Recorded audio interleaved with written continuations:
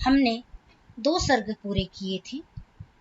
जहाँ हमने विगत कक्षा को छोड़ा था उसमें ब्रह्मा के साथ महर्षि वाल्मीकि के संवाद को दिखाया गया था। महर्षि ब्रह्मा के प्रसाद से, कृपा प्रसाद से सभी चीजों को साक्षात्कार किया। किन्होंने? महर्षि वाल्मीकि ने साक्षात्कार किया, क्योंकि पिछले हमने देखा था इसमें कि उन्होंने क्या कहा, ततः पश्यति धर्मात्मा तत्सर्वं योगमास्थितः। योग में आस्थित होकर के धर्मात्मा ने उस सबको साक्षात्कार कर लिया। पूरा यत् तत्र निर्वृत्तम पाणावामलकम यथा। कैसे?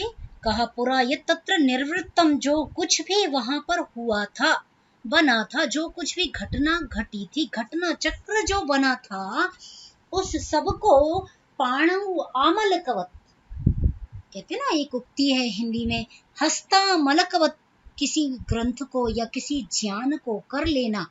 जैसे हाथ में आंवले को रखा और आंवला दिखाई न दे मुट्ठी बंद करने पर, तो वो क्या है, पूर्ण उंगली में हाथ के अंदर समा गया, व्याप्त हो गया। इस प्रकार का जो आंवला था, आंवला जैसे हाथ में समा जाता है, वैसे ही जो कुछ भी हुआ था वह सब कुछ उनको ज्ञान हो गया। योग की साधना में बैठ करके, योग में बैठ करके जो कुछ हुआ था वो सब उनको विदित हो गया।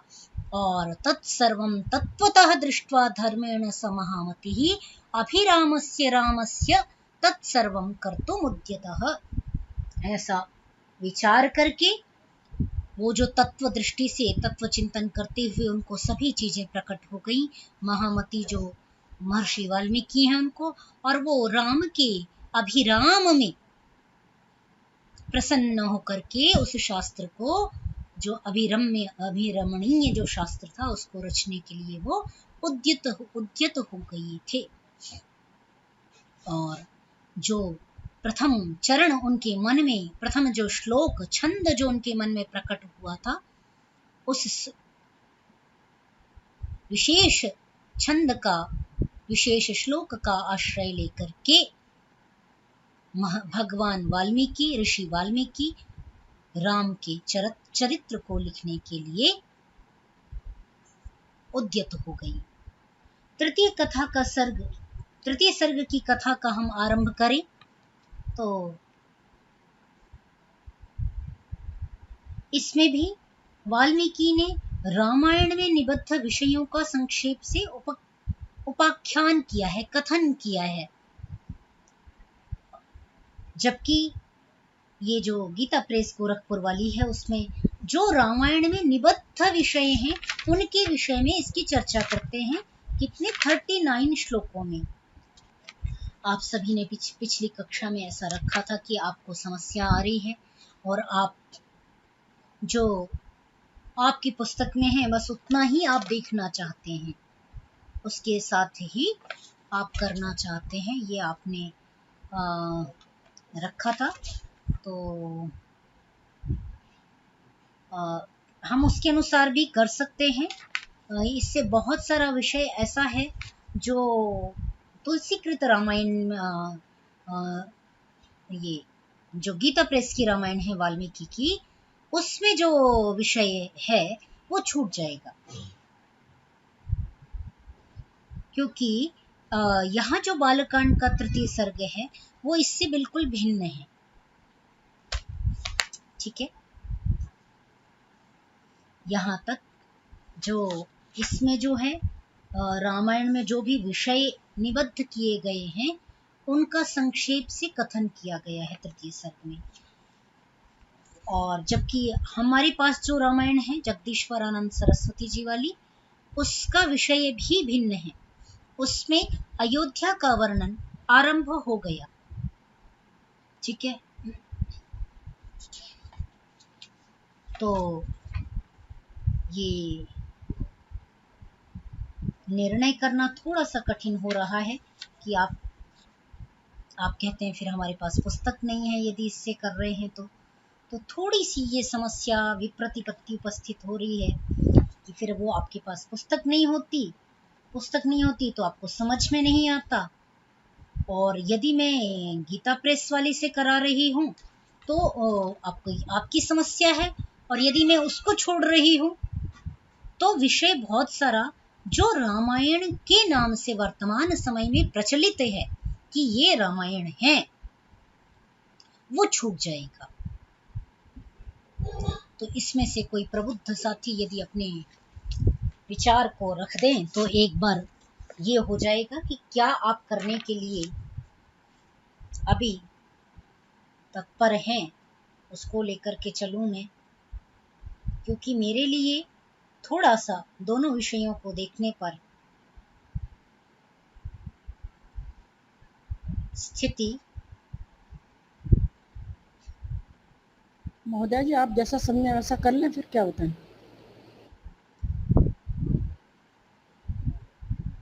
मुझे ऐसा लगता है कि हमें ये जो गीता प्रेस वाली है उसको लेकर के चलना चाहिए, क्योंकि वर्तमान में क्या है वो भी तो जानना चाहिए ना। जानना चाहिए, बहुत सही बोल रहे हैं आप। सबसे ज्यादा जरूरी वही जानना है, बाकी तो हम जानते हैं या उसमें देख सकते हैं। तो इसको आक्षेप या प्रक्षेप के लिए कुछ भी है या चल रहा है तो उसको थोड़ा जानेंगे तो मुझे लगता है सभी के लिए अच्छा होगा। बहुत सुंदर बात प्रतिज्ञा जी ने कही है, और मेरा स्वयं का भी मानना यही है कि जो वर्तमान समय में रामायण के नाम से प्रचलित है वो हमको पता तो होना चाहिए कि हम किसको रामायण मान करके पढ़ रहे हैं। क्या वो रामायण का भाग है कि नहीं है, क्योंकि ये हमारे प्राचीन शास्त्र हैं और हम अपने प्राचीन शास्त्रों को सुरक्षित रखने के लिए हम जिम्मेदार हैं। जैसा मैं बार बार कहती हूँ इस बात को, हमारे ऊपर ऋषियों का ऋण है, और ऋषियों का ऋण होने का मतलब ही यही है कि ऋषि विद्या को जैसा ऋषियों ने हमको दिया हम उसको सुरक्षित रखते हुए आगे की पीढ़ियों तक पहुंचा सके।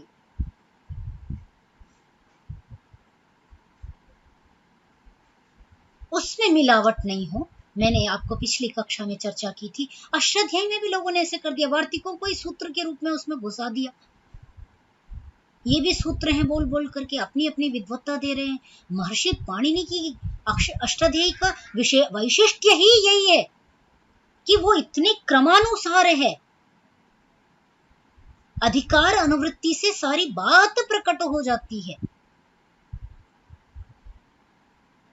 तो कात्यायन की वार्तिकों को वहां पर यदि कोई घुसा रहा है, डाल रहा है, या स्वयं का बना करके कुछ पुट करना चाह रहा है, रखना चाहता है, तो वो ऋषि के शास्त्र की रक्षा नहीं है।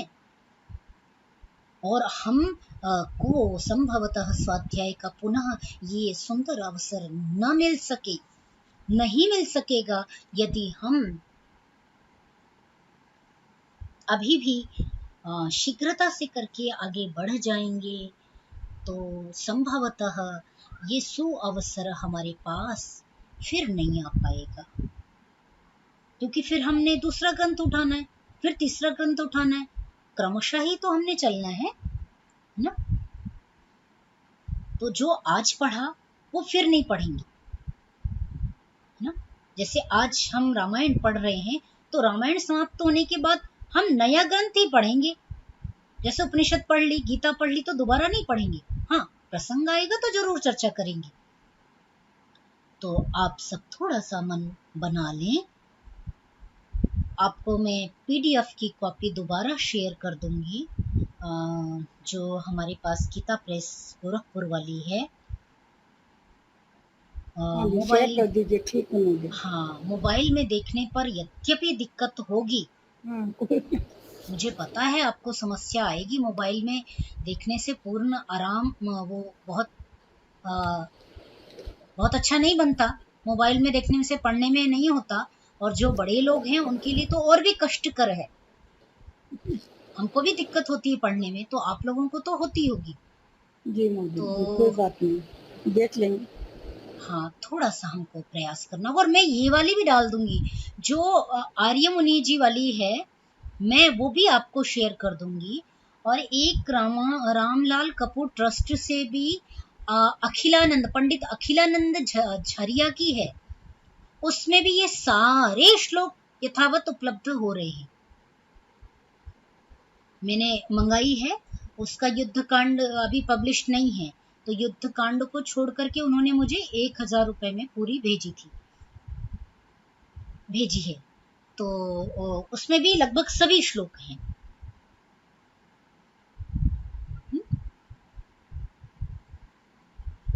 तो यदि आपको इच्छा होगी तो आप उसको मंगा सकते हैं, या ये जो ये पंडित आर्य मुनिकर जी वाली जो है, इसका प्रिंट निकाल सकते हैं।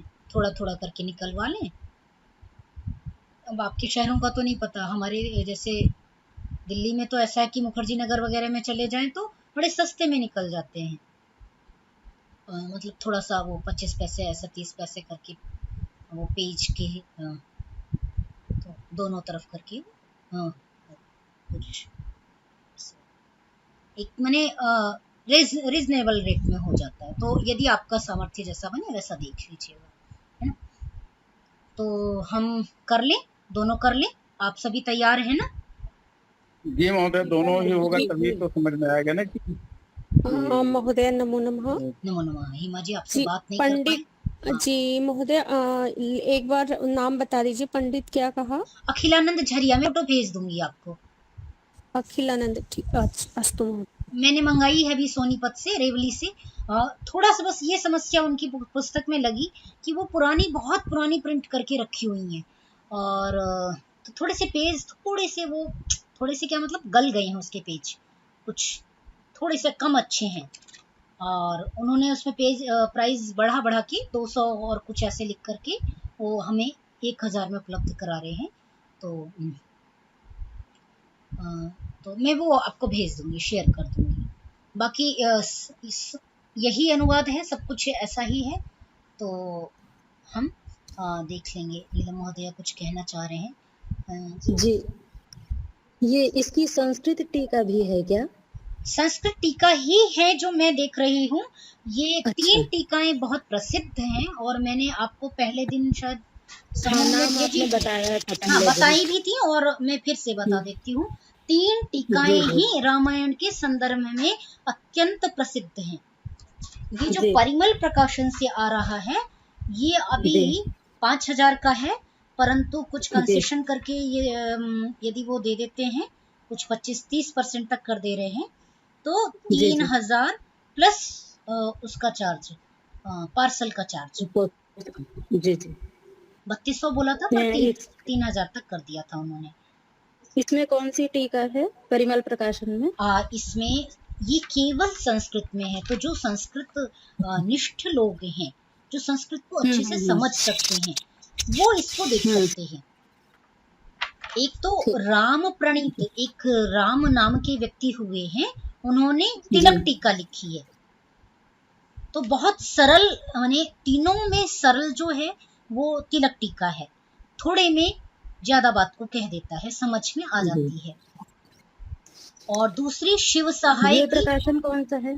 तिलक टीका जो है, ये तीनों टीकाओं की परिमल प्रकाशन है। तीनों टीकाएं इसमें एक साथ उपलब्ध हैं। जी ठीक। इसमें तीनों टीकाएं एक साथ उपलब्ध हो रही हैं। शिरोमणि टीका, तिलक टीका और भूषण टीका। सबसे विस्तृत और मान्य गोविंद राज की भूषण टीका है, पर ये तीनों ही टीका सब जगह उपलब्ध होती हैं जो संस्कृत के ग्रंथ हैं। गोविंद राज प्रणीत भूषण और शिव सहाय प्रणीत शिरोमणि टीका, राम प्रणीत तिलक टीका। तो इसको यदि हम 3000 तक के मूल्य में ये उपलब्ध हो जा रही है, परंतु ये केवल जो संस्कृत समझ सके, क्योंकि इसमें एक भी शब्द हिंदी का नहीं है। जी हाँ, तो उनके लिए है। इसकी भी आप कहेंगे तो मैं फर्स्ट पेज की फोटो आपको शेयर कर दूंगी। जी हाँ जी, ठीक है, धन्यवाद। अच्छा, तो सभी मित्रों से यही हम अनुनय विनय मेरा है कि हम प्रयास करें, थोड़ा सा धैर्य बना करके समझने की कोशिश करेंगे तो बड़ा अच्छा रहेगा।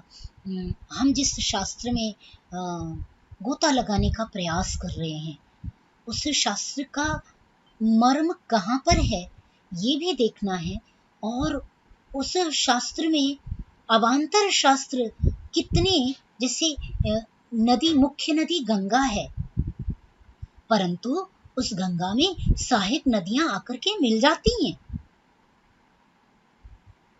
यमुना मुख्य नदी है, परंतु उसकी सहायक नदियां भी बनती हैं।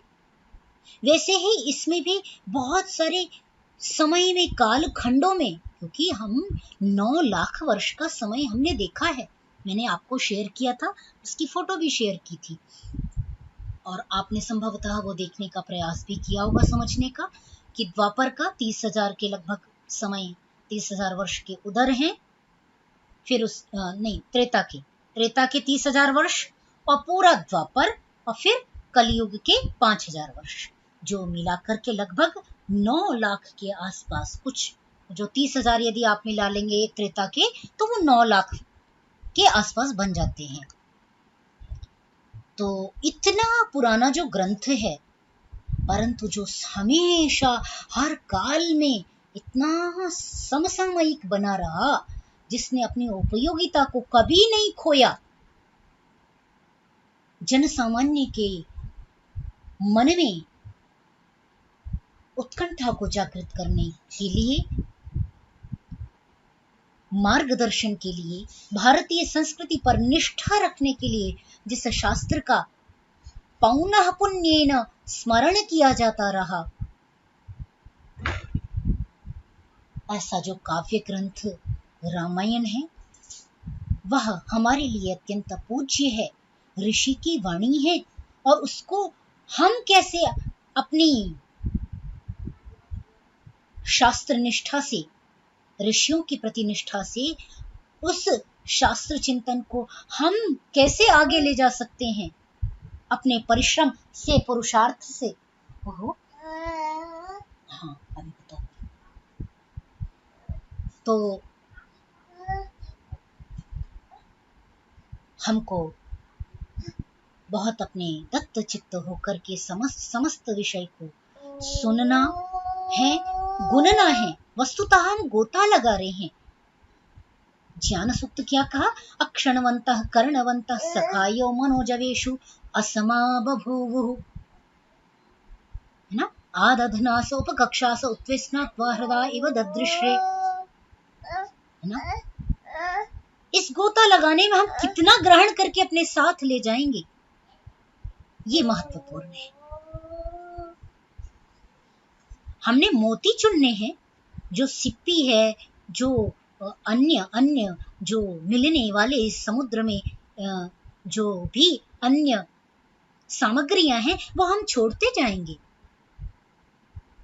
और जो मोती होंगे समुद्र के अंदर, वो हम चुन लेंगे। यही योग्य पथिक, योग्य गोताखोर की यही पहचान है कि वो मोतियों को तो चुन लेता है, मोतियों से भिन्न, मोतियों से इतर जितनी वस्तुएं होती हैं उनको वहीं पर छोड़ देता है।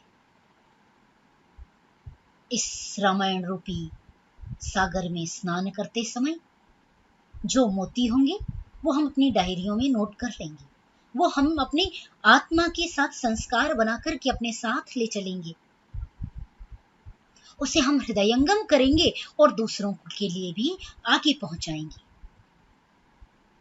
क्योंकि हमारी इसी कक्षा के साथ कुछ साथियों ने संकल्प भी लिया है कि वो आगे पढ़ाएंगे, इसी तरह पढ़ाएंगे। तो ऋषि ऋण से हमारे उऋण होने का हम पर तो केवल और केवल यही माध्यम है कि उनकी विद्या को हम पढ़ें, परंतु हाँ, इसमें से हम मोती चुनेंगे। ठीक है, तो हम पूरा पढ़ेंगे, चिंतन करेंगे। हाँ, जहां लगता है कि ये विषय थोड़ा सा ज्यादा ही इतर हो रहा है, मैं वहां थोड़ा सा स्पीड बढ़ा दूंगी, व्याख्या वहां कम कर दूंगी। जहां विषय हमारा गंभीरता का होगा, जैसे अब यहाँ तृतीय सर्ग दूसरा है, तो उसमें अयोध्या का चिंतन शुरू हो गया।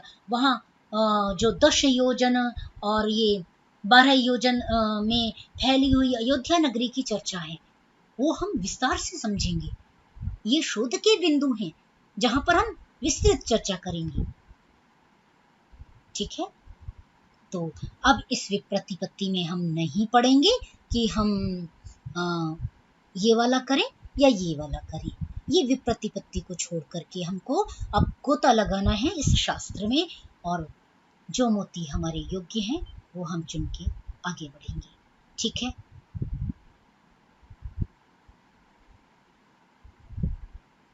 सभी सहमत हैं? मैं आरंभ कर सकती हूँ क्या? जी महोदय। जी धन्यवाद आपकी सहमति के लिए। आइए, बहुत सुंदर जी, धन्यवाद महोदय। आइए तृतीय सर्ग का उच्चारण के साथ आरंभ कर लीजिए। जी, बहुत सुंदर। कौन उच्चारण कर रहे हैं? कोई नए साथी आप में से जो और कोई करना चाहें? वंदना जी करेंगी क्या? गुंजन जी, सुनीता महोदया, कोई भी इच्छुक हो तो कर सकते हैं। दिनेश जी आप कर लें। जी महोदय। नमस्ते, मेरी आवाज आ रही है? जी महोदय, आ रही है।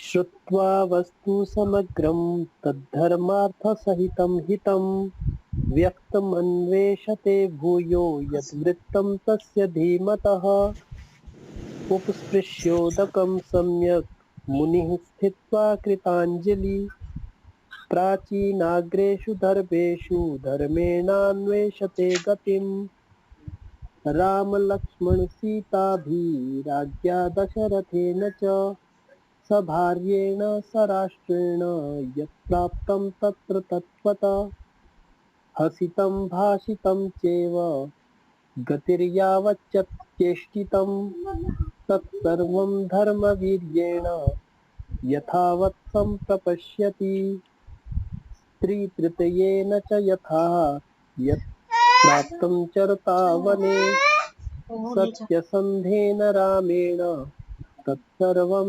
चान्ववेक्षत ततः पश्यति धर्मात्मा ततः सर्वं योगमास्थितः पुरा यत्तत्र निर्वृत्तं पाणावामलकं यथा तत्सर्वं तत्त्वतो दृष्ट्वा धर्मेण स महामतिः अभिरामस्य रामस्य तत्सर्वं कर्तुमुद्यतः कामार्थगुणसंयुक्तं धर्मार्थगुणविस्तरं समुद्रमिव रत्नाढ्यं सर्वश्रुतिमनोहरं स यथा कथितं पूर्वं नारदेन महात्मना रघुवंशस्य चरितं चकार भगवान् मुनिः। एक और जन्म रामस्य सुमहत् वीर्यं सर्वानुकूलतां लोकस्य प्रियतां क्षान्तिं सौम्यतां सत्यशीलतां नानाचित्राः कथाः अन्या विश्वामित्रसहायने जानक्याश्च विवाहं च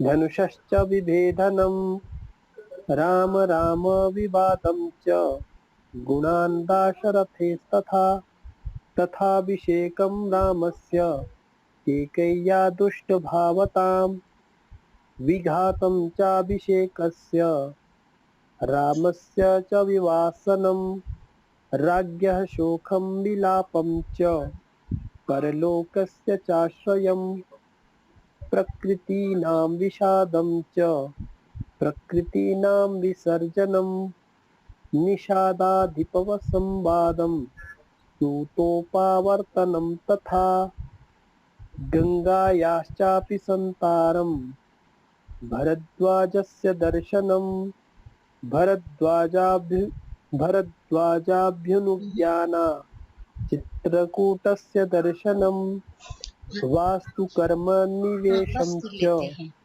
15 तक ही कर लेते हैं, है ना।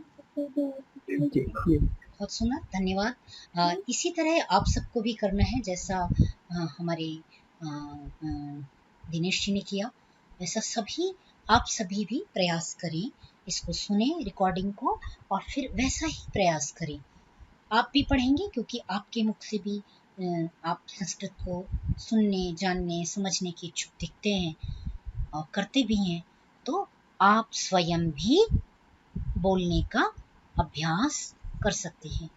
ठीक है, आइए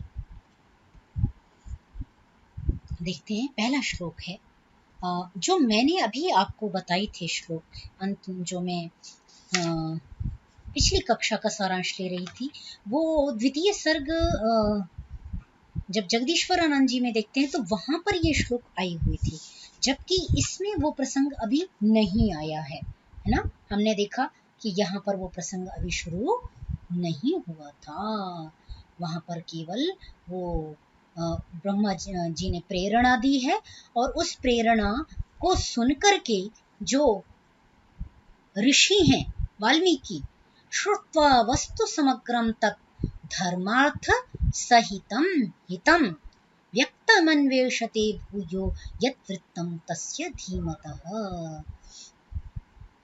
जब समग्र तत्व को महर्षि श्रुत्वा सुनकर के तत् धर्मार्थ सहितं हितं, उसे जो ब्रह्मा जी की प्रेरणा से उन्होंने सुना था, उस सब को धर्मयुक्त जान करके, हितकारक जान करके, व्यक्तम अन्वेषते भूयः, वे उसके लिए व्यक्त मने जो अभी उनके मन में जो चिंतन हो रहा था, तस्य धीमतः यत् वृत्तम, जो जिसका वो चिंतन कर रहे थे, व्यक्तम उसको व्यक्त रूप में माने उसको आकार देने में, कि किस प्रकार में इसे काव्य रूप में इसका स्वरूप कैसा बनाऊंगा, कैसी इसकी रचना होगी, इसका वो एक खाका अपने मन में खींचने लगे, उसमें चिंतन करने लगे।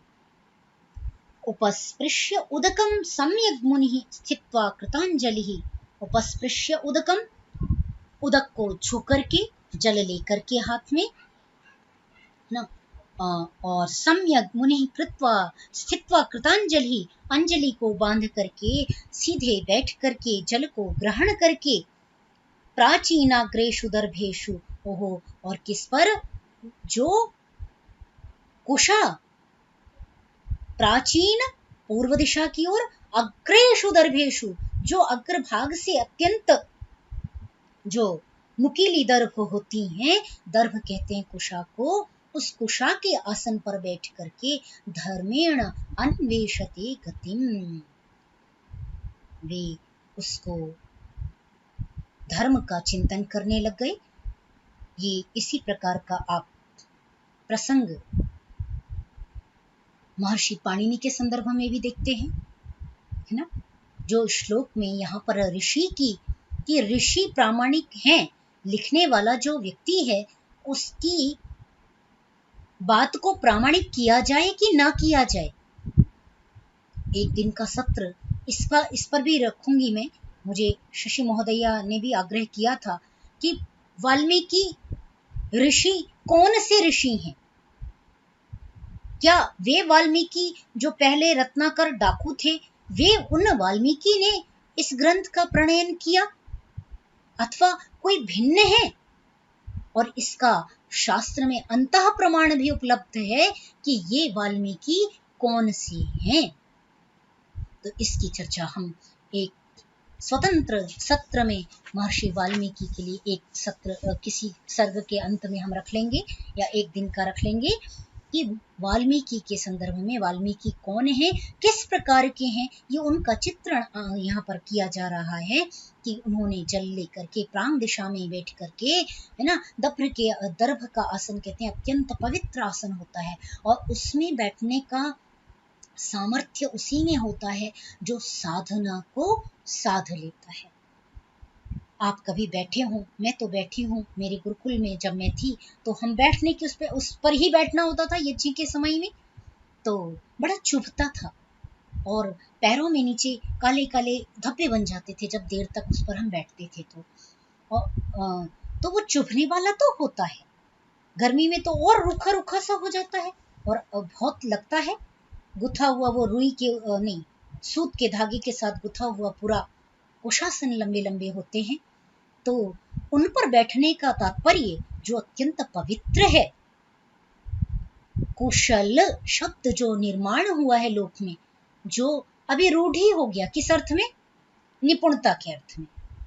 परंतु ये किस अर्थ का वाचक था? कुशान लाती थी कुशलः, कुशाओं को लाने में जो कुशल होता है वो,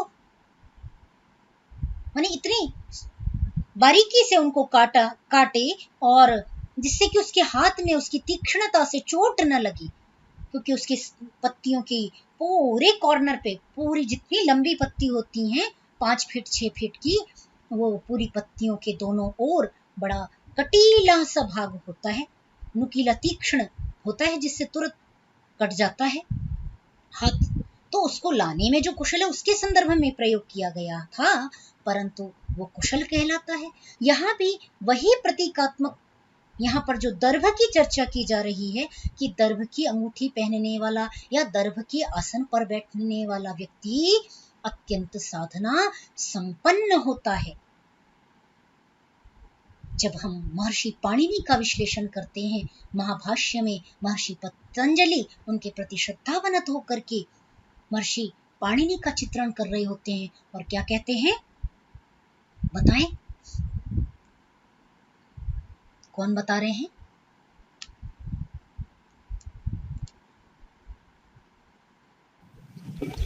आचार्यो दर्भ पवित्र पाणि प्राङ्मुख उपविश्य महता यत्नेन सूत्राणि प्रणयति स्म।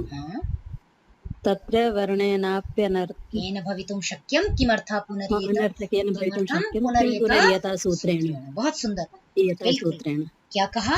आचार्यो दर्भ पवित्र पाणिः शुचावकाशे प्राङ्मुखोपविश्य महता प्रयत्नेन सूत्राणि प्रणयति स्म, है ना?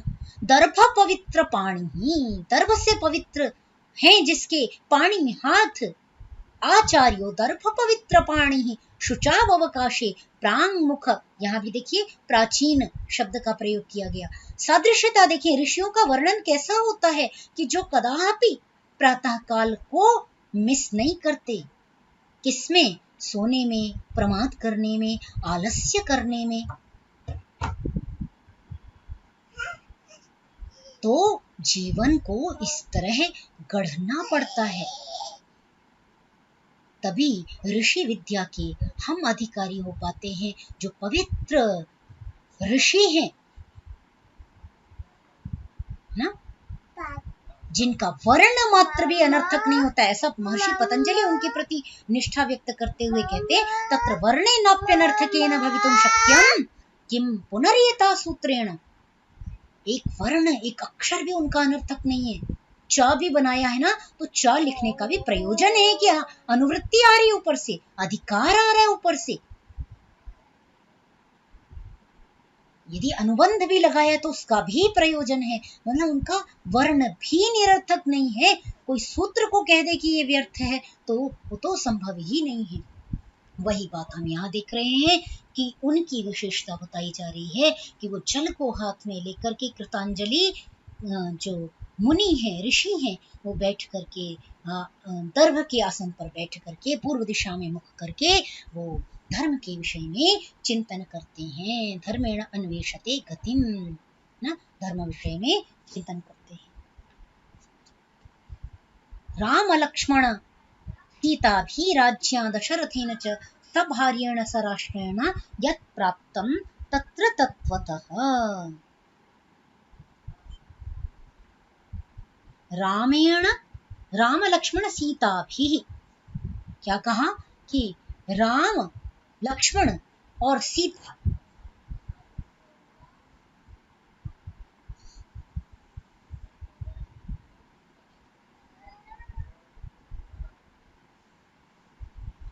हाँ, ये राजा राम लक्ष्मण सीता अभिराज्य दशरथेन च, और जो राजा जनक हैं, सॉरी राजा दशरथ हैं, स भार्येण स राष्ट्रेण यत् प्राप्तम तत्र तत्वतः, जो जो उन सब का वर्णन है ना, राम लक्ष्मण सीता जी जो ये तीनों जो वन में गए, उन्होंने क्या क्या वहां पर सुख दुख मर्यादा में रहते हुए किया, उसका उपभोग किया, मर्यादा का कभी उल्लंघन नहीं किया।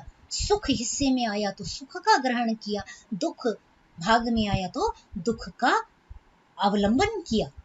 दशरथ ने अपनी भार्याओं के साथ जिस प्रकार का जीवन यापन किया, राष्ट्र में किस प्रकार की गतिविधियों को राजा दशरथ ने राजा होते हुए किस प्रकार व्यवहार किया, प्रजा के साथ किस प्रकार की नीतियां बनाई। यत् प्राप्तम तत्र तत्वतः, जो कुछ भी उनको मिला, जो हुआ व्यवहार में, उस सब का तत्वतः तत्वपूर्वक यहाँ पर चिंतन किया जा रहा है। ठीक है, तो आज के लिए हम इतना ही करेंगे, शेष अग्रिम कक्षा में। आपके प्रश्न हैं, विचार हैं, आप उन्मुक्त होकर के यहाँ पर रख सकते हैं। आपके विचार का स्वागत है, महत्व है।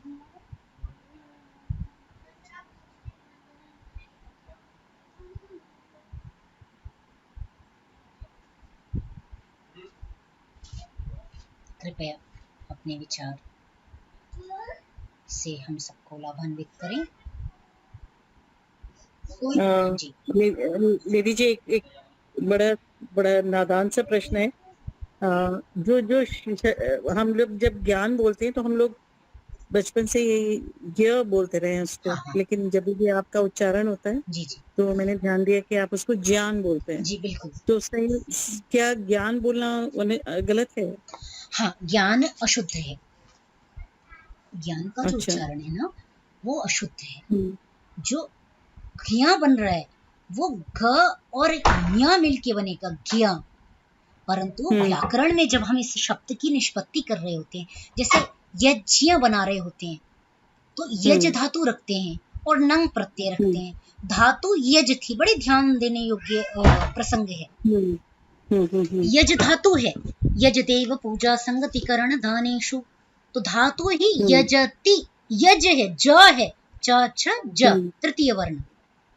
और जब नंग किया, नंग करने के बाद शुत्व किया, तो शुत्व में हमने जब परसवर्ण किया तो जो परसवर्णी होगा शुत्व में, ज का परसवर्णी न्या होगा, ना को न्या होगा। तो जब ज न्या मिलेगा तभी वो यज्ञ ऐसा बनेगा। तो अच्छा, अगर हम इसी की बात करें तो युज धातु हमें योग के लिए बताई जाती है ना? हाँ। योग की जो धातु है, मूल धातु, वो युज है। लेकिन उसको हम योग बोलते हैं। वहां पे खरीचा से चर्त्व हो रहा है, वहां ज को ग हो रहा है, वहां भिन्न विषय है, परंतु वहां पीछे कुछ नहीं है ना, अनुस्वार नहीं है